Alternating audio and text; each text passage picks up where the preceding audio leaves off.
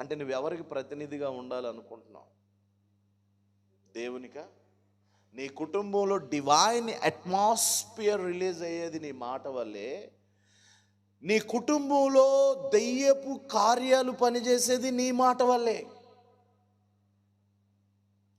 Demon atmosphere and divine atmosphere lead చేసేది your words, your talking. హల్లెలూయా. నువ్వు ఏదో పరధ్యానంగా నోరుంది అని చెప్పి వాగుతూ ఉంటే ఏమవుతుందో తెలుసా? పని చేయాల్సిన దేవుడు పని చేయకుండా, పని చేయకూడని అపవాది పని చేస్తాడు. నువ్వు ఎవరికి సేవ చేస్తున్నావు? ఎవరి బిడ్డవి నీవు? నువ్వు దేవుని బిడ్డవైతే దేవుని రాజ్యంలో నియమం ఏమిటంటే నీ మాట నిన్ను నీతిమంతునిగా తీర్చిదిద్దుతుంది. నీ మాటే నిన్ను అపరాధిగా దేవుని ముందు నిలబెడుతుంది. కాబట్టి your talking is very important thing. హల్లెలూయా.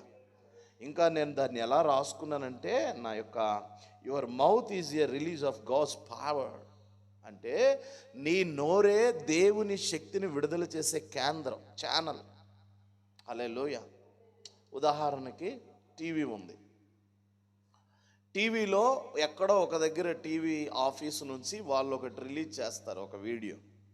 ఆ వీడియో మన ఇంట్లోకి వచ్చేటట్లుగా టీవీ ఏం చేస్తుంది?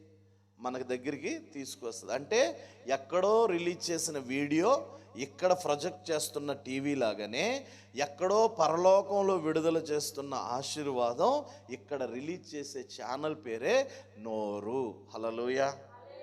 అర్థమైంది కదా? కాబట్టి నోరు జాగ్రత్త. కొన్ని దగ్గరలో ఏమని బోర్డు ఉంటుందండి? దొంగలు ఉన్నారు జాగ్రత్త. కొన్ని దగ్గరలో యాక్సిడెంట్లు అవుతాయి జాగ్రత్త.